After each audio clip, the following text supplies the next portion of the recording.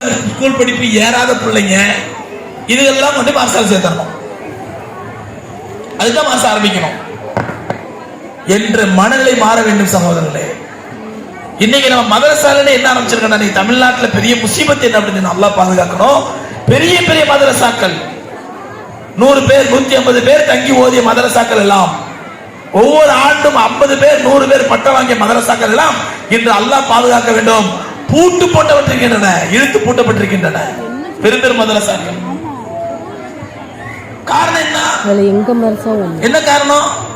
நான் சமீபத்தில் தஞ்சாவூருக்கு ஒரு மதரசாவுக்கு போயிருந்தேன். இதே மாதிரி பட்டமளிப்பு விழாவுக்கு, பெண்கள் மதரசா பட்டமளிப்பு விழாவுக்கு. அங்க 2 சம்பவம் நடந்துச்சு. 2 சொல்லி காட்டுறேன்.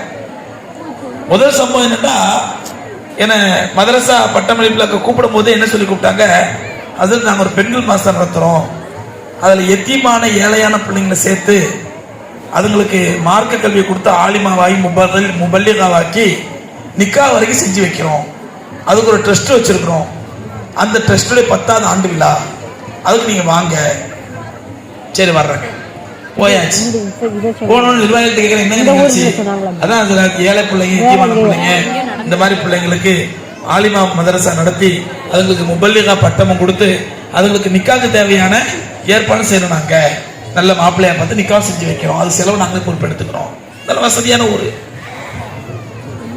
அந்த நிகழ்ச்சியில பேசும்போதும் ஏழையான எத்தியமான பிள்ளைகள், ஏழையான எத்தியமான பிள்ளைகள், ஏழையான இப்படியே பேசினாங்க. அந்த ஊர்ல ஒரு பெரிய மதரசா கட்டடம், ஒரு 200-300 பேர் தங்கி ஓதக்கூடிய அளவுக்கு பெரிய மதரசா, ஒரு காலத்துல தங்கி ஓதுன மதரசா. அந்த மதரசா கட்டடத்துல தான் என்னையும் தங்க வச்சிருக்கிறாங்க. நான் போய் தங்கி இருக்கிறேன். எல்லா ரூம்களும் காலியா கிடக்குது. ஒரு ரூம்ல தங்கி இருக்கிறேன். இன்னொரு ரூம்ல ஒரு 10-15 பிள்ளைங்க, பீகார் பிள்ளைங்க, பீகார்ல இருந்து யூபில இருந்து பிள்ளைங்களை கொண்டு வந்து ஒரு 15 பிள்ளைங்க யூஸ் பண்ணிட்டு இருக்காங்க. மீதி 100 பேர் தங்க, 100-150 பேர் தங்கக்கூடிய கட்டடத்துல அவ்வளவு பெரிய இப்ப அந்த மாதிரி பிரம்மாண்டமான கட்டடம் கட்டினா கோடிக்கணக்கில் செலவாகும். 5 கோடி 10 கோடி ஆகும். அந்த மாதிரி கட்டடத்துல ஒரு அறையில் நான் தங்கி இருக்கிறேன். பக்கத்து அறையில் 10-15 பிள்ளைங்க பீகார் பிள்ளைங்க ஓதிட்டு இருக்காங்க. மற்ற மதரசா போற பில்டிங் கூட காலியா கிடக்குது. ஒரு காலத்துல வருஷம் 50 பேர் 100 பேர் ஃபாரின் ஆகி பட்டம் பெற்ற ஊரு. பார்த்து கண்ணீர் வடிச்சேன், பார்த்து வேதனைப்பட்டேன். அதை அந்த பயான் சொல்லி காட்டினேன்.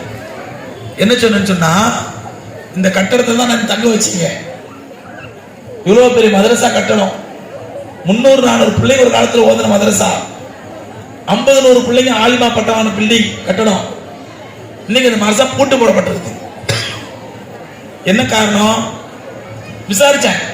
இந்த மதரசாக்கு எனக்கு காசு இல்லையாங்க. இல்ல சார், அந்த காலத்துல எங்க முன்னோரெல்லாம் சிங்கப்பூர்ல போய் சம்பாதிச்சவங்க, சிங்கப்பூர்ல கோடியோட கப்பல் ஓட்டுனவங்க, அவங்க அனுப்பின சதக்கா, தர்மம், வக்ஃபு இதெல்லாம் சேர்த்து இந்த மதரசாக்கு மட்டும் 100 கோடி ரூபாய்க்கு சொத்து இருக்குது.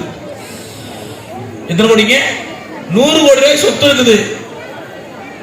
அந்த சொத்தை என்ன பண்ண தெரியாம வச்சிருக்கோம். அதுக்காக தான் மதரசா நடத்தணுமேங்கிறதுக்காண்டி வடநாட்டுல இருந்து, பீகார்ல இருந்து, யூபில இருந்து பிள்ளைங்களை கூட்டு வந்து மதரசா நடத்திட்டு இருக்கிறோம். உள்ளூர்ல யாரும் இல்லையோ. பயான்ல சொன்னேன், இவ்வளவு பெரிய மதரசா, எந்த பொருளாதார பிரச்சனையும் கிடையாது, முஸ்லிம் செல்வந்தர்கள் நினைச்ச ஊரு, வாரி வட அடிக்கடி சொல்லுவேன், உலகத்திலேயே தர்ம சிந்தனை உள்ள சமுதாயம் ஒரே சமுதாயம் கண்மணி நாயகம் ரசூலை கரீம் ஸல்லல்லாஹு அலைஹி வஸல்லம் உம்மத்தே முஹம்மதியா. உலகத்திலே தர்ம சிந்தனை உள்ள சமுதாயம், எது கேட்டாலும் வாரி வழங்க சமுதாயம். வேற உலகத்தில் எந்த மதத்திலும் எந்த சமுதாயத்திலும் இந்த மாதிரி மனநிலை பார்க்க முடியாது. அப்படி தர்ம சிந்தனையோட வாரி வழங்கினாங்க. கோடிக்கணக்கில் சொத்து இருக்குது. ஏன் மதரசா எடுத்து கூட்டிட்டீங்க? காரணம் யோசிச்சீங்களா? நான் சொன்ன அதற்கான காரணத்தை, நீங்க இன்னைக்கு இந்த மதரசாவை சொத்து கொடுத்தீங்க, உங்களுடைய செல்வத்தை கொடுத்தீங்க, உங்களுடைய வக்ஃப் சொத்துக்களை கொடுத்தீங்க, எதையும் கொடுத்தீங்க, உங்களுடைய உழைப்பை கொடுத்தீர்கள், எல்லாத்தையும் கொடுத்தீங்க. ஆனால் உங்கள் குடும்பத்திலிருந்து ஒரு பிள்ளையை கொடுத்தீங்க அந்த மதரசாவுக்கு ஓதுவதற்கு. ஏன் உங்க மனதில் என்ன? மதரசால ஓதுதெல்லாம் எத்தீமான பிள்ளை தான் ஓதணும், ஏழை பிள்ளை தான் ஓதணும், கஷ்டப்பட்ட பிள்ளை தான் ஓதணும் அப்படின்னு கருத்து. எங்க தான் ஓதுனாங்க பிள்ளைங்க? திருநெல்வேலியில இருந்து, மேலப்பாளையத்துல இருந்து, வடகரையில இருந்து எல்லா ஊரும் ஓதுனாங்க. உங்க ஒரு பிள்ளைங்க யாரும் ஓதுனே மதரசாவுல? அதே மனநிலை தான் இன்னைக்கு பெண்கள் மதரசா விஷயத்திலையும். என்ன சொல்றீங்க? எத்தியமான ஏழையான பிள்ளைங்க நடத்துறோம், எத்தியமான ஏழையான பிள்ளைங்க நடத்துறோம். ஏன் உங்க வீட்டு பெண்கள் பெரிய அல்லாமாக்கள் ஆகிட்டாங்களா, முஃப்தியாக்கள் ஆகிட்டாங்களா? உங்க வீட்டு பெண்கள் பெரிய ஆலிமாக்கள் ஆகிட்டாங்களா? ஏன் உங்க வீட்டு பிள்ளைங்க ஓத வைக்க கூடாது மதரசால? அருமைக்குரியவர்களே, அதையே தான் நான் இங்கேயும் கேட்கின்றேன். தயவு செய்து பெண்கள் மதரசா ஓதுறதுக்கு யாரோ ஓதுறாங்க, எதுகளோ ஓதுங்க, எப்படியோ ஓதுறாங்க இல்ல. முதல்ல நிர்வாகம், புது நிர்வாகம் எடுத்துக்கோங்க. உங்க மினிட் புக்ல முதல் தீர்மானம் போடுங்க. இன்ஷா அல்லாஹ் எங்கள் குடும்பத்து பெண்கள் மதரசா ஓதுவாங்க. எங்க குடும்பத்து பெண்கள், என்னுடைய மனைவி, என்னுடைய மகள், என்னுடைய மருமகள், என்னுடைய பேத்தி, இவங்க மதரசாவில் ஓதுவாங்க. ஏன்னா ஏழை பிள்ளைங்க ஓதுற மதரசா இல்ல. ஏன் தீன் என்பது ஏழை பிள்ளைங்க மட்டும் தான் வேணுமா? உங்க வீட்டு பெண்கள் பெரிய ஆலிமாக்கள் ஆயிட்டாங்களா, முஃப்தியாக்கள் ஆயிட்டாங்களா? வீட்ல உங்க வீட்டு பெண்கள் பெரிய அல்லாமாக்கள் ஆயிட்டாங்களா?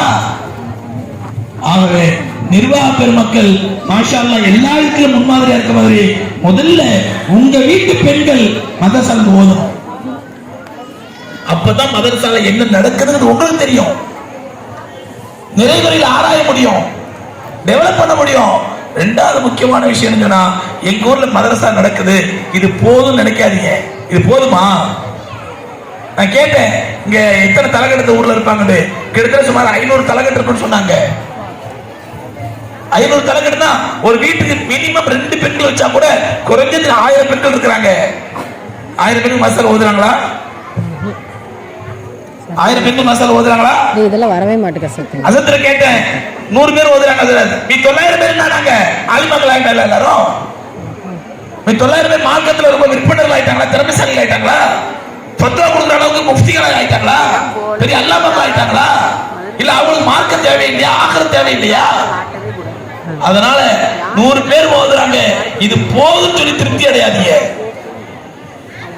இது போதும் திருப்தி அடையாதீங்க.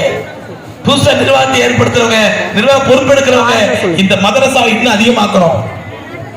தாய்மார்கள் உங்களுக்கு சொல்றேன், இது ஏதோ வருஷத்துல ஒரு நாள் வந்தோம், பயான் கேட்டோம், நேச்ச வாங்கணும் போனோம், இது கந்தூரி விழா அல்ல, கவலைப்பட வேண்டிய விழா. இது கவலைப்பட வேண்டிய நிகழ்ச்சி. இங்க எவ்வளவு தாய்மார் வந்திருக்கிறீங்களோ இத்தனை தாய்மார்கள் இன்ஷா அல்லாஹ் நாளைக்கு மதரசா வந்து நிக்கணும். புதிதாக பொறுப்பேற்ற நிர்வாகிகளுக்கு ஒரு சிரமத்தை கொடுக்கணும். என்ன சிரமம்? மதரசா கட்டடத்துல இடம் போதல சார், இடம் போதல. வேற பில்டிங் கட்டணும் போல தெரியுது. இதுதான் வளர்ச்சி, இதுதான் பரக்கத், இதுதான் அல்லாஹ்வுடைய உதவி. சும்மா 100 பேர் ஓதுறாங்க, 10 பேர் பட்டம் வாங்குறாங்க, முடிஞ்சு போச்சா? மார்க்க விஷயத்துல என்றைக்கு திருப்தி அடைவோமோ அன்றைக்கு அல்லாஹ்வுடைய உதவி நின்னுடும். மார்க்க விஷயத்துல திருப்தி அடையக்கூடாது, போதும் நினைக்க கூடாது. மார்க்க விஷயத்துல இன்னும் வேணும், இன்னும் வேணும். 1000 பெண்கள் இருக்கக்கூடிய ஊர்ல 100 பெண்கள் ஓதுறாங்க, 900 பெண்கள் ஓதுறாண்டா, நிர்வாகிகள் மஷூரா பண்ணி வீடு வீடா போகணும், கெஸ்டுக்கு போகணும், வீடு வீடா. பெண்களே வாங்க மதரசாக்கு வாங்க, மதரசாக்கு வாங்க கூப்பிடணும். இதுதான் பொறுப்பு. பொறுப்புங்கிறது என்ன? பதவி ஏற்பதல்ல. இது முதலமைச்சர் பதவி ஏற்கலாவா, துணை முதலமைச்சர் பதவி ஏற்கலாவா, அமைச்சர் பதவி ஏற்கலாவா? இது பொறுப்பேற்பு நிகழ்ச்சி. ஆகவே அருமைக்குரிய தாய்மார்களே, உங்களுக்கு அன்பான வேண்டுகோள் என்றால் எல்லா பெண்களும் மதரசாவுக்கு போனோம். அதே தஞ்சாவூர்ல இன்னொரு சம்பவம் நடந்துச்சு, அதையும் சொல்றேன். நான் தான் பட்டம் கொடுத்தேன். அந்தந்த பெண்களுடைய கணவன்மார்கள் வந்து சனதை வாங்கிட்டு போனாங்க. அப்போ ஒரு அம்மாவுடைய பேர் சொல்றாங்க. மேடையில் ஏறுறாரு ஒரு 80 வயசு பெரியவர், பழுத்த தாடி, வெள்ளை வேட்டி, வெள்ளை சட்டை போட்டு, வெள்ளத்தை போட்டு அழகா பழுத்த பழமா மேடையில் ஏறுறாரு. அவருக்கு நான் சனது ஓதுமா கேட்கிறேன், யாருங்க ஓதுந்து? யாரு உங்க பேத்தியா? 80 வயசு அவருக்கு. உங்க பேத்தியா? பேத்தி சார்பா நீங்க வந்து வாங்குறீங்களா அப்படின்னு கேட்டேன். இல்ல சிறந்த என் மனைவி அப்படின்றாரு. என் மனைவி. அப்ப எனக்கு ஒரு என்ன வந்துச்சு, தாத்தா படைய கில்லாடி ஏற்பாடு கொடுத்துருது இந்த வயசுல. அப்போ ஒரு சின்ன பொண்ணை கல்யாணம் பண்ணி ஏற்பாடு கொடுத்துருது, மனைவிங்கிறாரு, சின்ன பொண்ணை கல்யாணம் பண்ணி ஏற்பாடு கொடுத்துருது அப்படின்ட்டு. அவங்களுக்கு என்ன வயசு இல்லை, அவங்களுக்கு ஒரு 78 வயசு இருக்கா சார் அப்படின்றாரு. ஷாக் ஆகி போச்சு. நான் உன்னை சொன்னேன், அந்த சீதேவி தாயை கொஞ்சம் இருக்க சொல்லுங்க, நான் நிகழ்ச்சி முடிஞ்சு பார்க்கணும் அப்படின்னேன். அந்த மாதிரி நம்ம நின்று இருந்தாங்க. நான் போனேன். அந்த மாதிரி 78 வயசு, முகத்தை மூடிட்டு இருக்கிறாங்க. அந்த மாதிரி 78 வயசு, எங்க அம்மா வயசுல பாட்டி வயசு கிட்டத்தட்ட, முகத்தை மூடிட்டு இருக்கிறாங்க. கேட்ட உங்களுக்கு இந்த வயசுல எப்படிமா இந்த ஆசை வந்துச்சு? மதரசால ஓதி ஆலிமா வாங்கணும் அப்படிங்கிற ஆசை எப்படி வந்துச்சு உங்களுக்கு அப்படின்ட்டு. அந்த அம்மா சொன்னாங்க, அதற்கு எனக்கு 78 வயசு ஆயிடுச்சு, கிட்டத்தட்ட 3/4 நூற்றாண்டு. எத்தனை நூற்றாண்டுங்க? 3/4 நூற்றாண்டு ஒரு ஜாகிலாவாகவே வாழ்ந்து விட்டேன். ஜாகிலானா மடச்சி. மடச்சி தமிழ்ல மடையிறங்க பெண்பால் என்னங்க சொல்லுவோம்? மடச்சி தானே? 3/4 நூற்றாண்டு ஒரு மடச்சியாவே வாழ்ந்து விட்டேன். என் வாழ்க்கை முடிஞ்சு போச்சு. இனிமே நான் அல்லாஹ் நோக்கி நெருங்கிட்டு இருக்கிறேன். என் ரப்பை போய் நான் பார்க்கும் பொழுது ஒரு மடச்சியா பார்க்க விரும்பல, ஒரு ஆலிமாவா பார்க்க விரும்புறேன் அப்படின்னாங்க. நான் சொன்னேன், அல்லாஹ் உன்னை கபூல் செய்வான் தாயே, நான் உன் சம்பவம் உன்னோட சம்பவத்தை ஊரு புறா போய் சொல்லுவேன் அப்படின்ட்டேன். அதனால தாய்மார்களே, எனக்கு வயசாகி போச்சு, நான் போய் நீ மனசால ஓதுறதா இல்ல, அடுத்த வருஷம் அல்லாஹ் நாடுனா நான் வரணும், வேற யார் வர்றாங்களோ அவங்கள்ட்ட சனது வாங்குறவங்க இதே மாதிரி 75 வயசு 80 வயசு கிழவியா இருந்தாலும் மார்க்கம் பயின்று சனது பெறுங்கள். அல்லாஹ் சந்தோஷப்படுவாங்க பார்த்து, மலக்குமார சந்தோஷப்படுவாங்க. உங்க சந்ததியை அல்லாஹ் நல்லா வைப்பான், ஒரு பரம்பரையை அல்லாஹ் நல்லா வைப்பான், சரி சிறப்புமா வைப்பான். அதனால முதல்ல பாய்மார்கள் முடிவு பண்ணணும் என்னண்டு, என் வீட்டில் பெண்கள், அது என் மனைவியா இருக்கலாம், என் மகளா இருக்கலாம், என் சகோதரியா இருக்கலாம், எங்க அம்மாவா இருக்கலாம், எங்க மாமியாரா இருக்கலாம், என் பேத்தியா இருக்கலாம், யாராக இருக்கலாம், என் வீட்டில் பெண்கள் அத்தனை பேர் இந்த மதரசாவில் ஓத வேண்டும். நீத்து வைக்கலாங்களா? அல்லாஹ் கபூல் செஞ்சிட போறான். மெதுவா சொல்லுங்க, பேருக்கு சத்தமா சொல்லுங்க. மெதுவா பயத்துமே சொல்றேன். அதாவது பள்ளியாசல் ஒருத்தர் சொல்லிட்டு இருக்கோம், அல்லாஹ் கபூல் செஞ்சு தொலைச்சிட போறான், நாங்க வேண்டாம்பா அப்படிங்கிற மாதிரி சொல்லாதீங்க. சத்தமா சொல்லுங்க. இன்ஷா அல்லாஹ் நம்ம வீட்டு பெண்கள் அத்தனை பெண்களும் மதரசாவில் ஓதி அவர்கள் ஒரு ஆலிமாவாக இருக்க வேண்டும். ஏன் சொன்ன சகோதரர்களே, இன்னைக்கு உள்ள காலகட்டத்திலே ரொம்ப ஒரு மோசமான காலகட்டத்தில் சூழல் இருந்து கொண்டிருக்கின்றோம். நம்முடைய குடும்பத்தையும் நம்முடைய அகலாக்கையும் பாதுகாப்பது ஈமான் மட்டும்தான். ஈமான் இல்லைன்னா நீ பாதுகாக்கணும். எப்படி எப்படி நம்முடைய குடும்பங்கள் சீரழிஞ்சு போயிடும். இன்னைக்கு அவ்வளவு மோசமான கால சூழ்நிலை. பெண்களுடைய சூழல் சொல்ல வேண்டியதில்லை, இளைஞருடைய காலகட்ட சூழல் சொல்ல வேண்டியதில்லை. பெண்களுக்கு முசீபத்து ஓடி போறது, இளைஞர்கள் முசீபத்து கஞ்சா அடிக்கிறது. அல்லாஹ் அக்பர். ஒரு 5-6 வருஷத்துக்கு முன்னாடிலாம் ஒருத்தவங்க சொல்லுவாங்க, கேள்விப்பட்டீங்களா, பக்கத்து ஊர்ல ஒரு புள்ள ஒரு காஃபிரோட ஓடி போயிடுச்சான், நம்ம முஸ்லிம் புள்ள காஃபிரோட ஓடி போயிடுச்சான். இது எப்பங்க? இது எப்போ? 5-6 வருஷத்துக்கு முன்னாடி. 4 வருஷத்துக்கு முன்னாடி ஹசரத் தெரியுமா, நம்ம ஊர்ல ஒரு புள்ள ஓடி போயிடுச்சு. 3 வருஷத்துக்கு முன்னாடி ஹசரத் கேள்விப்பட்டீங்களா, நம்ம தெருவுல. போன வருஷம் என் பக்கத்து வீடு. அல்லாஹ் அக்பர். அல்லாஹ் நம்மை பாதுகாப்பானாக, மன்னிப்பானாக. இப்ப என்ன தெரியுமா நிலைமை? ஒரு முஸ்லீம் பிள்ளை ஓடி போயிடுச்சான் காஃபிரோட. அதெல்லாம் சகஜங்க, கொடுங்க, அதெல்லாம் சகஜம், பழகி போச்சு நமக்கு. அதுக்கேற்ற மாதிரி முஸ்லிம் பிள்ளைகளை குறிவைத்து, முஸ்லிம் பெண் பிள்ளைகளை குறிவைத்து கருவறுக்கக்கூடிய அநியாயக்கார RSS காரர்கள் முஸ்லிம் பெண்களை குறி வைக்கிறாங்க. அவங்க இளைஞர்கள் சொல்றாங்க, நீ முஸ்லிம் பெண்ணை அவளை ஏமாத்தி இழுத்து கூட்டு வா, உனக்கு கல்யாணம் பண்ணி 5 லட்சம் ரூபாய் தர்றேன், 10 லட்சம் ரூபாய் தர்றேன், ஓப்பனா டிக்ளேர் பண்றாங்க. ஓப்பனா டிக்ளேர் பண்றாங்க. குறிப்பா முஸ்லிம் பெண்களை கரு வச்சு கூட்டு வா. அருமைக்குரியவர்களே, என்ன ஆகுது? நம்முடைய பிள்ளைகள் படிக்க போற இடத்துல தாய்மார்களே தயவு செஞ்சு கவனத்தில் கொள்ளுங்க. உங்களுடைய பிள்ளைகளை நீங்கள் படிக்க அனுப்புறீங்க, அனுப்புங்க, ஆனால் தக்க பாதுகாப்போடு அனுப்புங்க. அவங்களை கண்காணிங்க. எப்படி கண்காணிக்கணும்? சுத்தி நெருப்பு இருக்குது, சுத்தி நெருப்பு இருக்குது. நடுவுல ஒரு 6 மாச குழந்தைய படுக்க வச்சிருக்கிறோம், ஒரு 1 வயசு குழந்தைய படுக்க வச்சிருக்கிறோம். அந்த குழந்தையை சுத்தி நெருப்பு இருந்தா அந்த குழந்தையை எப்படி நாம் கண்கொட்டாமல் கண்காணிப்போமோ அதுபோன்று தாய்மார்களே உங்களுடைய பெண் பிள்ளைகளை கண்காணியுங்கள். அவங்க சொல்லுவாங்க, என்னம்மா என் மேல நம்பிக்கை இல்லையா, சந்தேகப்படுறியா? கேட்கத்தான் செய்வாங்க. சொல்லுங்க, சீதேவி உன் மேல நம்பிக்கை இருக்குது, உன் மேல நம்பிக்கை இருக்குது, ஒன்ன சந்தேகப்படல. ஆனா உன் ரத்த நாளங்களை ஓடிக்கிட்டு இருக்கானே அந்த சைத்தான நம்பிக்கை இல்லை எங்களுக்கு.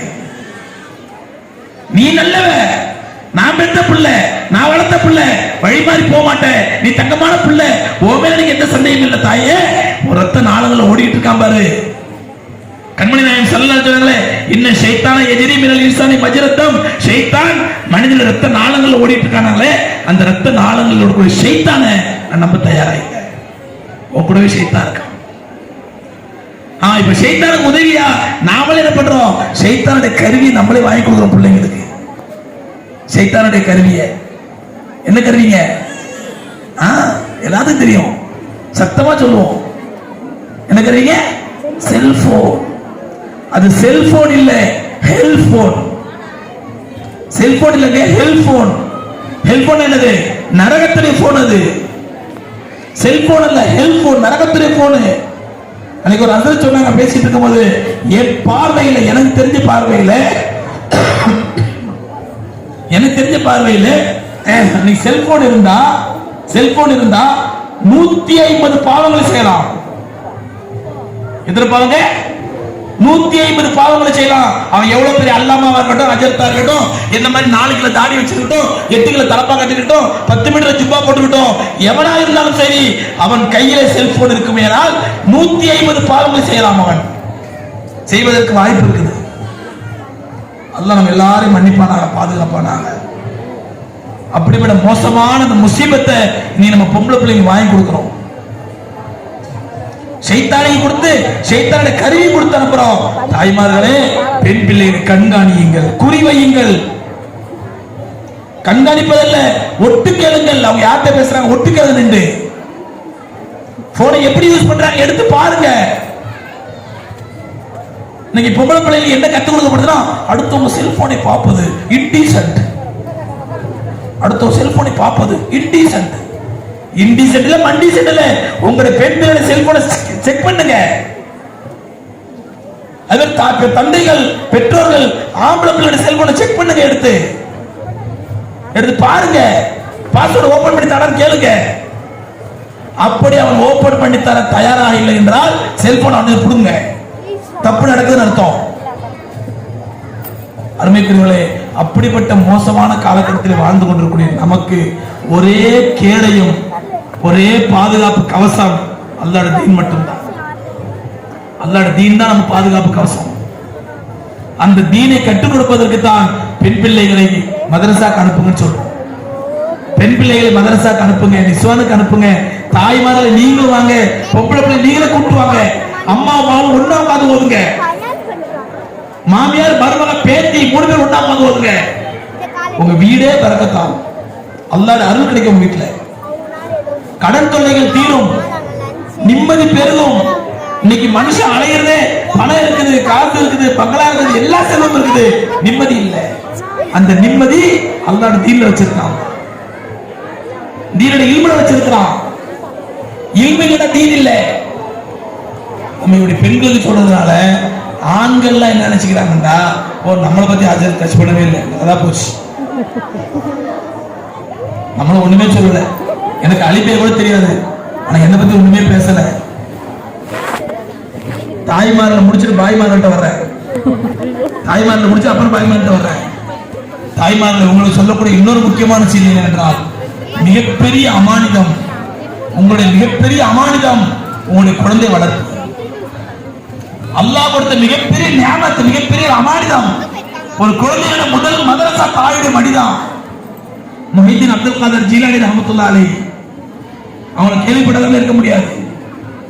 மிக சிறந்த ஞானி, மிகப்பெரிய நல்லடியார், அவுலியா. நம்ம கிராமங்கள்லாம் பார்த்தீங்கன்னா இந்த பள்ளி இப்ப கட்ட பள்ளி பேர் வச்சிருக்காங்க. பழைய பாலத்துல முஹிதீன் பள்ளிவாசல் பேர் வச்சிருப்பாங்க. பள்ளிவாசல் பேர் முஹிதீன் பள்ளிவாசல். அந்த மொஹிதீன் அப்துல் காதர் ஜீலானி தங்களுடைய சொந்த வரலாறு உன்னியத்து தாலிபின் அவர் எழுதுறாங்க, என்னை உருவாக்கியது, என்னை வார்த்தெடுத்தது, செப்பனிட்டது என்னுடைய தாய் தான். என்னுடைய தாய் தான் சொல்றாங்க. 5 வயசா இருக்கும் பொழுது அம்மாட்ட வந்து, அம்மா பசிக்குது சாப்பாடு தான் கேட்பாங்களாம். அம்மா பசிக்கு குழந்தை தாயிட்ட தானே கேட்பாங்க சாப்பாடு. அப்ப அம்மா கேட்பாங்களாம், மகனே உனக்கு ரிசல்ட் தருது யாரு? உனக்கு ரிசல்ட் தருது யாரு? மொஹிதீன் அப்துல் காதர் ஜீலானி வந்து அல்லாஹ். அல்லாஹ்ட்ட போய் கேளு. அல்லாஹ் ரிசல்ட் தரணும், அல்லாஹ்ட்ட போய் கேளு. மொஹிதீன் அப்துல் காதர் ஜீலானி என்ன பண்ணுவாங்களாம், வந்து கையேந்தி மண்டிட்டு உட்காந்து, அல்லாஹ் பசிக்குதல்லா சோர்த்தல்லா, பசிக்குதல்லா சோர்த்தல்லான்னு கேட்பாங்களாம். துவா கிட்டே இருப்பாங்களா, அம்மா பின்னாடி சாப்பாடு வச்சுட்டு போயிடுவாங்க. திருப்பி பார்ப்பாங்களா, ஐயா அல்லாஹ் எனக்கு சாப்பாடு தந்துட்டான் அப்படின்னு சாப்பிடுவாங்களாம். தாய் குழந்தையை அந்த மாதிரி பக்குவப்படுத்துறாங்க.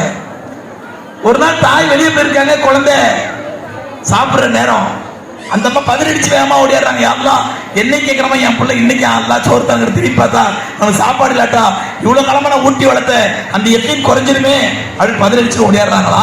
வந்து பார்த்தா மொஹிதீன் அப்துல் காதர் ஜீலானி சாப்பிட்டுட்டு இருக்கிறாங்க. தாய் ஆச்சரியப்படுகிற, மகனை யார் கொடுத்த சாப்பாடு?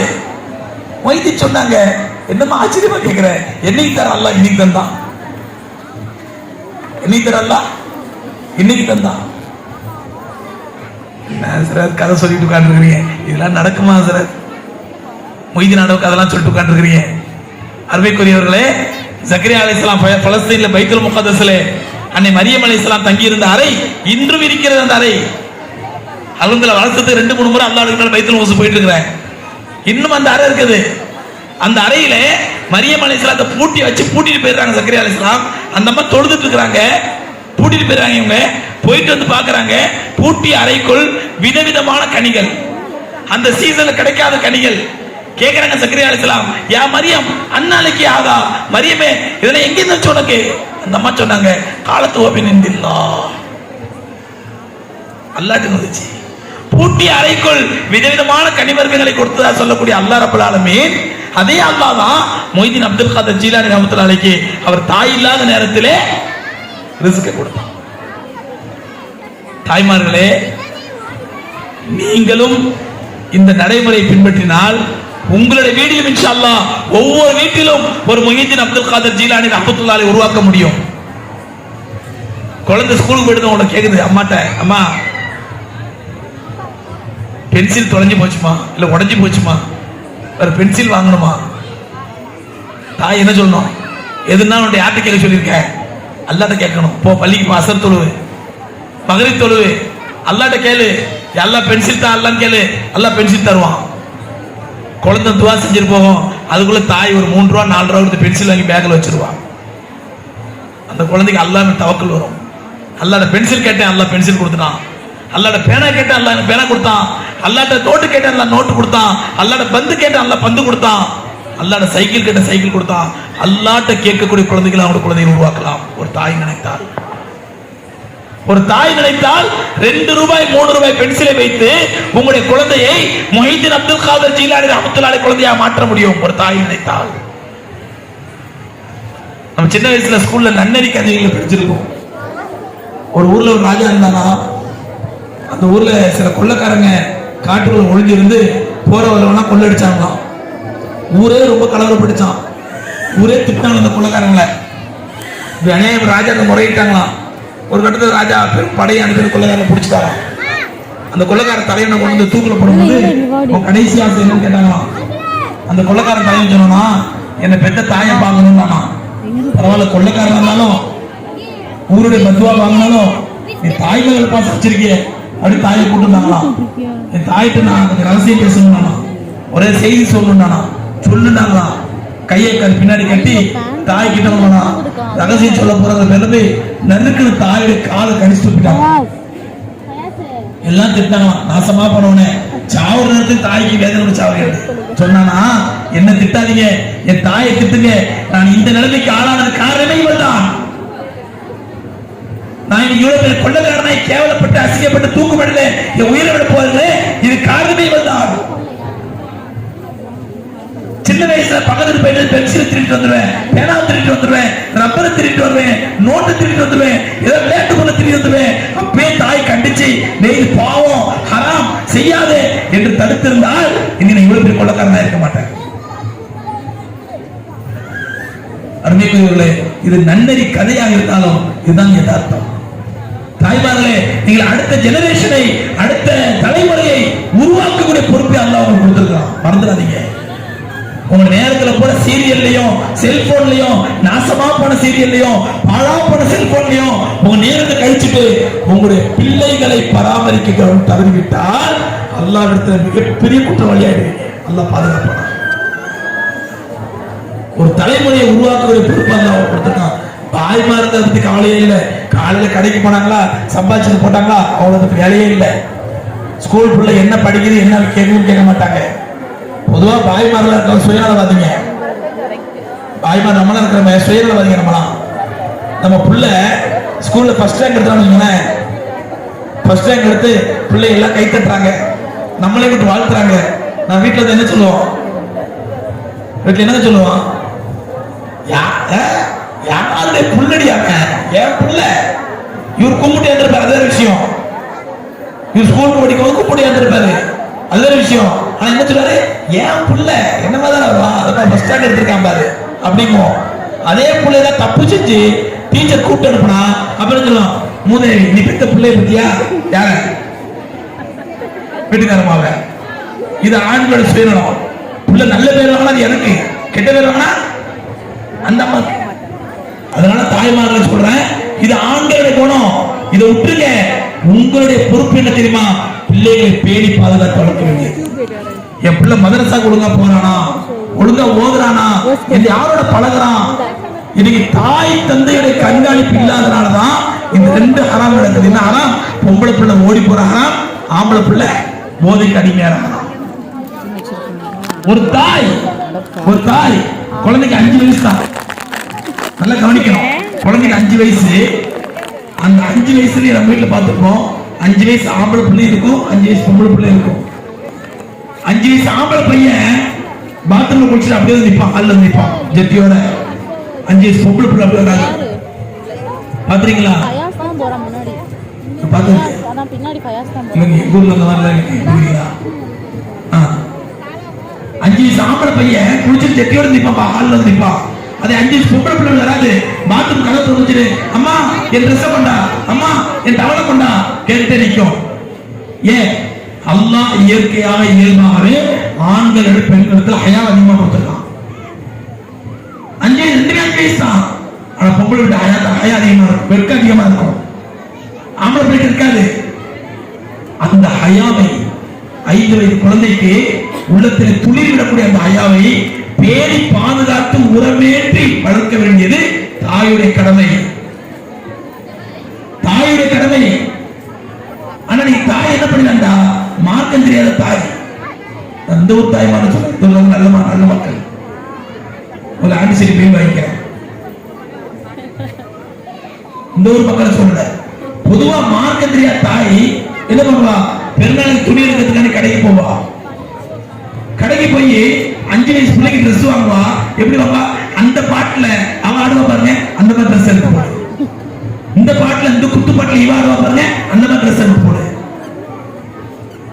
அந்த 5 வயசு குழந்தைக்கு ஹயா வளர்ற நேரம், ஹயா குளிர்விடக்கூடிய நேரம். அந்த நேரத்துல கையை தெரியுற மாதிரி, எருப்பு தெரியுற மாதிரி, தொட தெரியுற மாதிரி, வயிறு தெரியுற மாதிரி பிள்ளைங்க ட்ரெஸ் வாங்கி போட்டா அந்த துளிர் விடக்கூடிய ஹயாவை தாயே ஆசி ஊத்தி அனுப்பிச்சிடலாம். 5 வயசுல துளிர் விடக்கூடிய ஹயாவை, வெக்கத்தை, நாணத்தை அந்த தாயை ஆசி ஊத்தி அனுப்பிச்சிடறா. கேட்டா இந்த வயசுல போடாம எந்த வயசுல போடுறது? அந்த சனிய சினிமா டாக்டர் சனிய அந்த ஹராமி காசு வாங்கிட்டு ஆடுறான், விபச்சார தொழில் செய்யறான், அப்படி தோடமை வித்து பிழைக்கிறான். அந்த மாதிரி நம்ம பிள்ளை ஆகணுமான இல்ல, அந்த மாதிரி என் பிள்ளை ஆகணுமான இல்ல. என் பிள்ளை அன்னை ஆயிஷாவை போட்டு அன்னை ஃபாத்திமாவை போட்டு ஆக வேண்டாமா?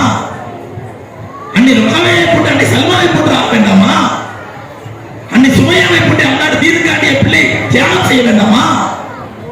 கண்ட கண்ட ஹராமி விபச்சாரியை போட்டு என் பிள்ளை ஆகணும் என்ற உணர்வு ஒவ்வொரு தாய்க்கும் வர வேண்டும்.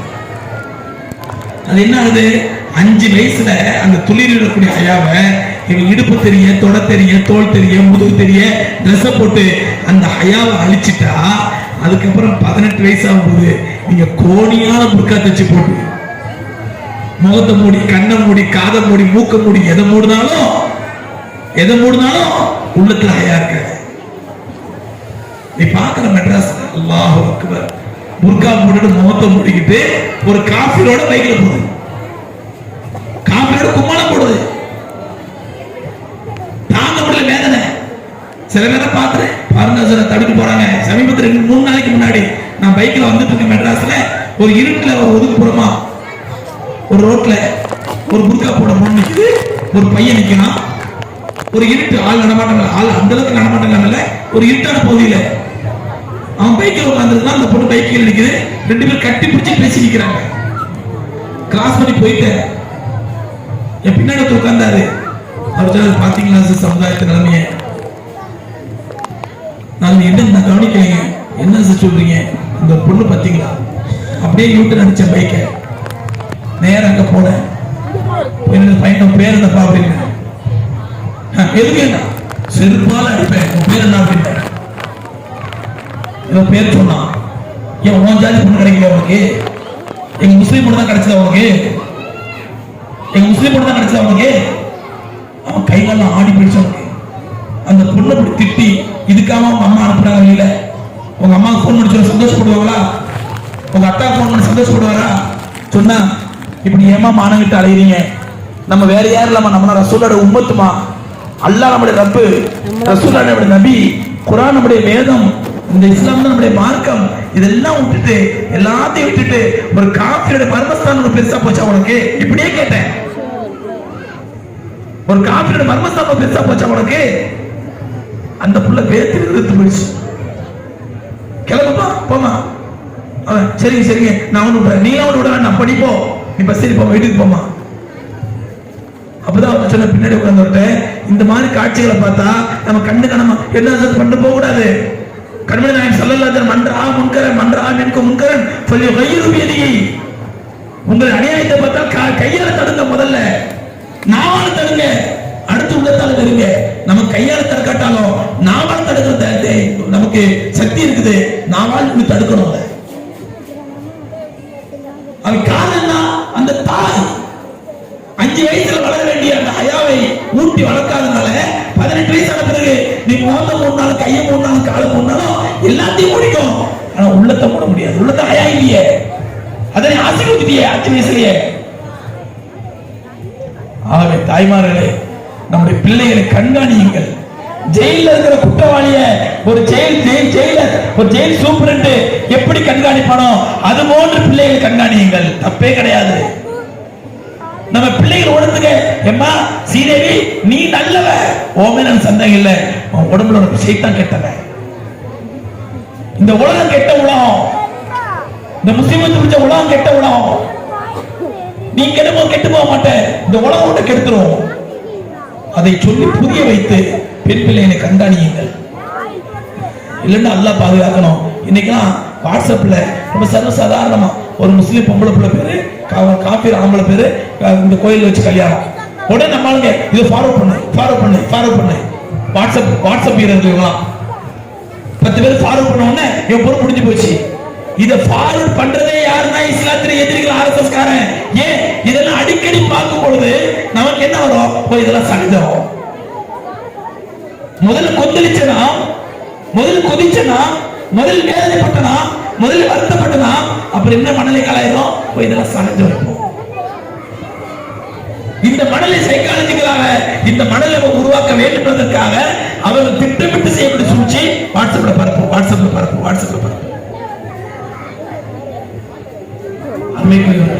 இது அங்க ஒண்ணு இங்க ஒண்ணு நடக்கிற விஷயம் அல்ல, எல்லா ஊர்லயும் நடக்குது. அல்லாஹ் நம்ம சமுதாயத்தை பாதுகாப்பானா. 2வது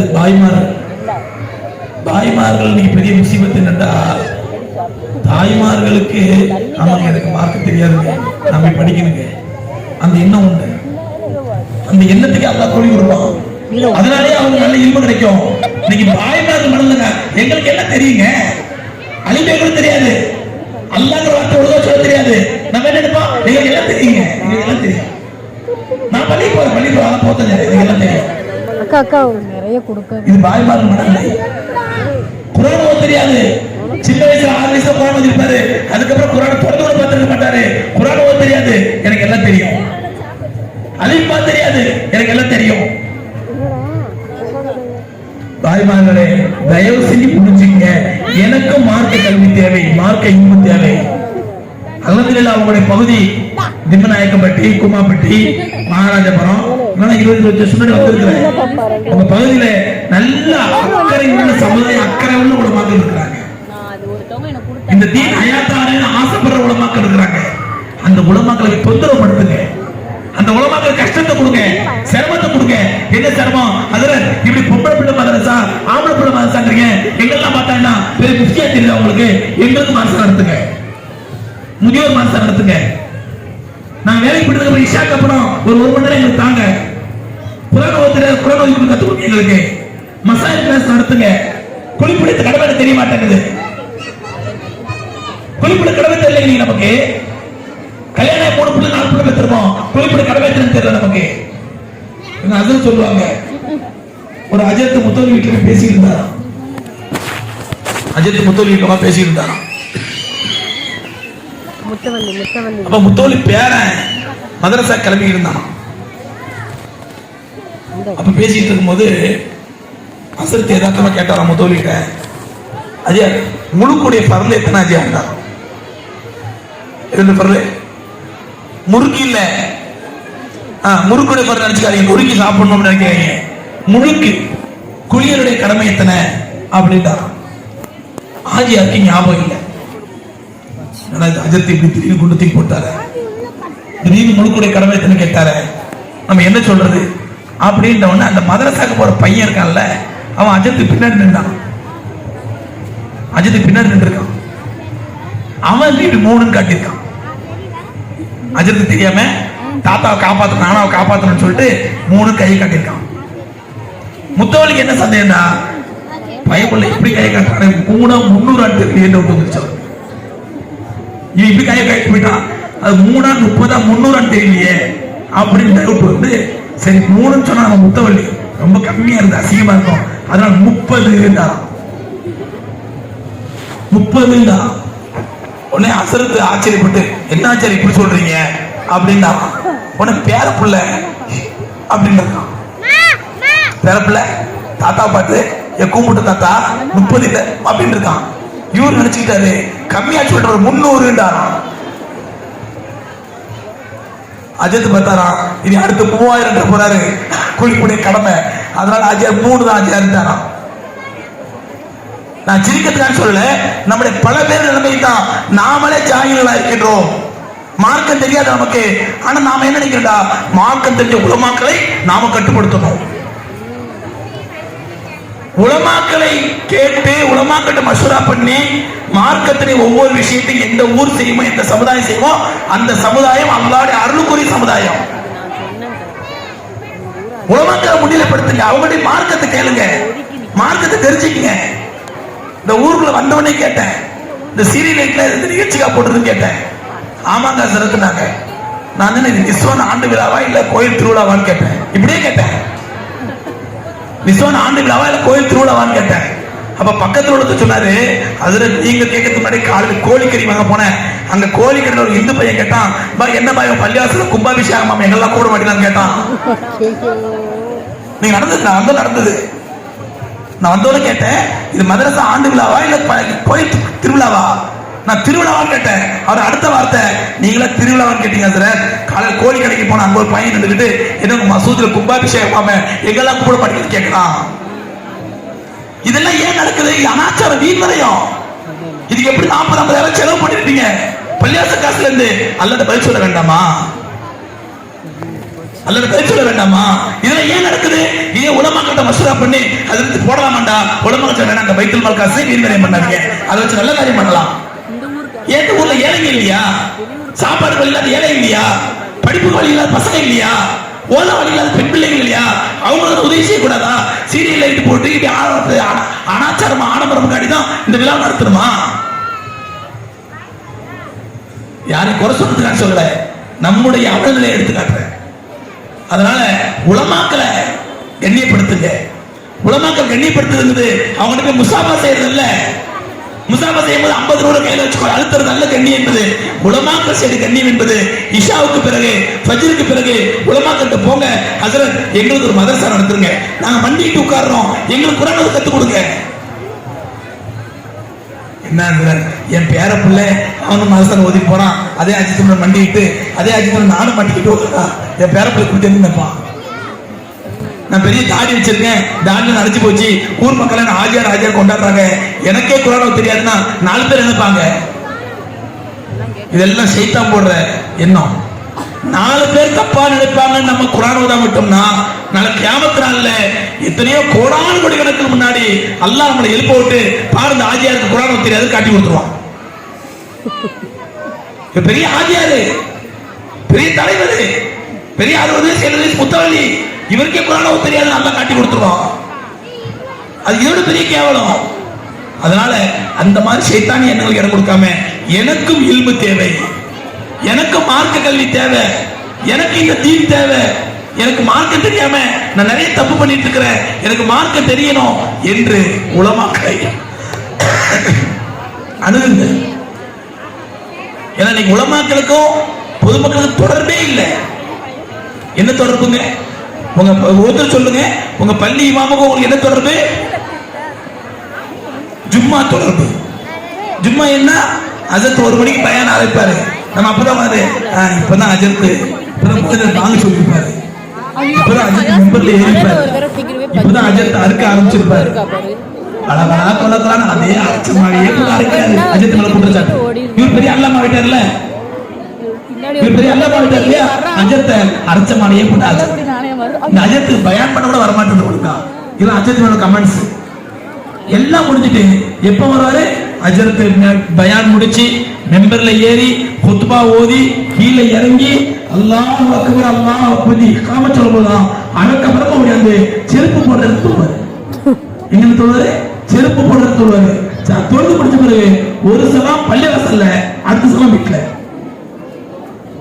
இதான் இமாமுக்கு நம்ம கொண்டு தொடர்பு. இல்லைன்னு சொன்னா யாரா சக்கரத்தில் இருக்கிறாங்களா இல்ல மூத்தாயிட்டாங்களா கட்டம் பாத்தியா வந்ததுக்கு அஜத்தை கொண்டு அஜித் கட்டம் போதுன்னு ஒரு 500,000 அவர் கையில கொடுத்து அனுப்புறது. இதுதான் நமக்கு அஜத்துள்ள தொடர்பு. அருமைக்குரியவர்களே, என்றைக்கு நுபுவத்துடைய இல்மை நாம் கேவலப்படுத்துகின்றோமோ, நுபுவத்துடைய இல்மை அறிந்த உலமாக்களை நாம் கண்ணியப்படுத்தவில்லையோ, கண்ணியங்கள் நல்லா புரிஞ்சுக்க, 100,000 கொடுப்பதல்ல கண்ணியம். பாத்தியார முதல்ல உட்கார வச்சு அஜத்துக்கு வயிறு சோத்த போட்டு கையை கொடுத்து கொலஸ்ட்ரால் ஏற்றி சீக்கிரம் மௌத்தாக்குறது அல்ல அவருக்கு கண்ணியம். கண்ணியம் என்ன தெரியுமா? உலமாக்கள் கண்ணியம் அவங்களுக்கு முன்னாடி மண்டிட்டு இல்ம கத்துக்கணும்.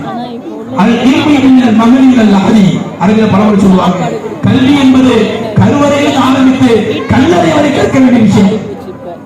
கருவறையில் ஆரம்பித்து கல்லறை வரை கற்க வேண்டிய விஷயம். இல்முக்கு வயசு கிடையாது. அதனால ஆண்களும் உலமாக்கள் இது பெண்கள் மரசா பெண்கள் மாக்க தெரியாது, பெண்கள் படிக்கணும் இல்ல, ஆண்களும் படிக்கணும். உலமாக்களை சிரமப்படுத்துங்க. 10 பேர் 50 பேர் அங்க அஜத்துக்கு என்னங்க 50 பேர் எடுத்தீங்க, அப்ப 2 பீரியட் நடத்துறாங்க, 9 to 10 10 to 11. இதுதான் உலமாக்கள் செய்கிற கண்ணியம், இதுதான் உலமாக்கள் செய்கிற மரியாதை. உலமாக்களை பயன்படுத்துங்க. அருமைக்குரியவர்களே, இந்த இல்முடைய மாவல் என்னைக்கு நமக்கு வருமோ அன்னைக்கு நம்முடைய ஊர் பரகத்தை, நம்முடைய தீன் நிறைவடையும், நம்முடைய மார்க்கம் உயரம் பெறும், உலகத்திலும் அல்லாஹ் கண்ணியத்தை கொடுப்பான், ஆகவே கண்ணியத்தை கொடுப்பான். இல்லைன்னா என்ன ஆகுது? நீங்க மெட்ராஸ்ல பாக்குறோம், ஒரு அஜத்து வர்றாரு, ஒரு மெட்ரோட வர்றாரு, ஒரு 60-65 வயசான அஜத்து மெட்ரோட வர்றாரு. அந்த இடத்துல என்ன இருக்கிறாங்க? இந்த கடிதத்தை கொண்டு வரும் சோன்சோ ஹசரத் அவர்கள், இந்த கடிதத்தை கொண்டு வரும் சோன்சோ ஹசரத் அவர்கள் எங்கள் ஊரில் 40 வருடம் இமாமாக பணியாற்றினார். எங்க ஊர்ல 40 வருஷம் இமாமாக பணியாற்றினார்.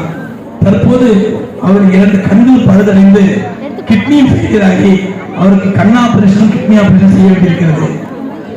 இதற்கு சுமார் 2 லட்சம் ரூபாய் தேவைப்படுகிறது. அந்த இடத்துல எழுதிருக்குது 2 லட்சம் ரூபாய் தேவைப்படுகிறது.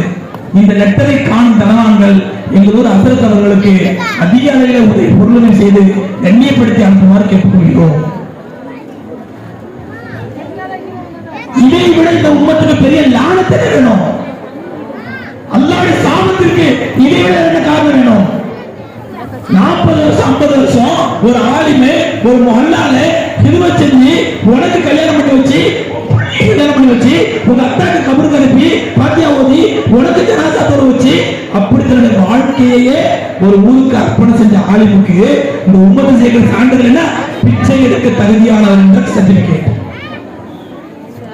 பிச்சை எடுக்க தகுதியானவர் என்ற சர்டிபிகேட்.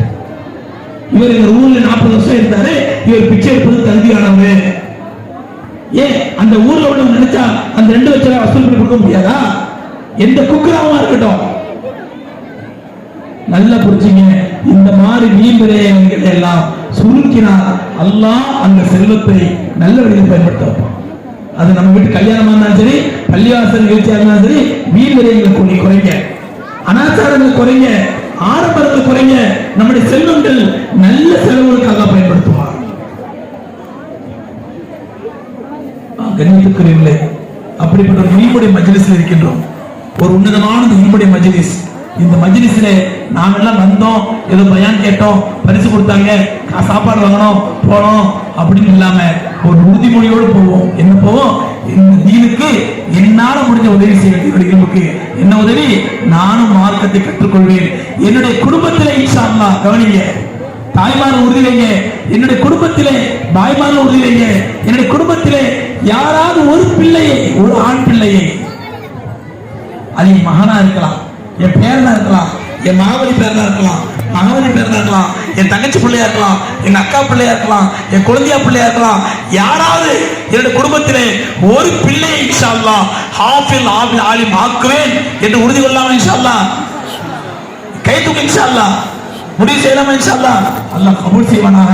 இந்த உலகத்திலே ஆலிம்கள் பெருகினால்தான், நுபுவத்திலே இல்மு பெருகினால்தான் எல்லா முசீபத்துக்கும் தீர்வு கிடைக்கும். இன்ஷா அல்லாஹ் ரப்பல் ஆலமீன் அப்படிப்பட்ட எந்த முசீபத்தும் இல்லாத முஸ்லிம்கள் கண்ணியத்தோடு வாழக்கூடிய, நிம்மதியாக வாழக்கூடிய தருணத்தை அல்லாஹ் ஏற்படுத்தி தருவானாக. அதற்கு நுபுவத்துடைய இல்மை காரணமாக்கி வைப்பானாக. இந்த ஊருக்கு அல்லாஹ் ரப்பல் ஆலமீன் மென்மேல் பறக்க செய்வானாக. இல்மு பெருகுவதற்கும் இல்மு பரவுவதற்கும் ஆண்களுக்கு மத்தியிலும் பெண்களுக்கு மத்தியிலும் இளைஞருக்கு மத்தியிலும் பெண்களுக்கு மத்தியிலும் சிறுவருக்கு மத்தியிலும் முதியோருக்கு மத்தியிலும் எல்லோரிடத்திலும் கண்மணி நாயகம் ஸல்லல்லாஹு அலைஹி வஸல்லம் உடைய நுபுவத்துடைய இல்மு பெறுவதற்கு அல்லாஹ் தௌஃபீக் செய்வானாக. வாஹிரு தஅவானா அல்ஹம்துலில்லாஹி ரப்பில் ஆலமீன். அஸ்ஸலாமு அலைக்கும் வரஹ்மத்துல்லாஹி வபரகாத்துஹு.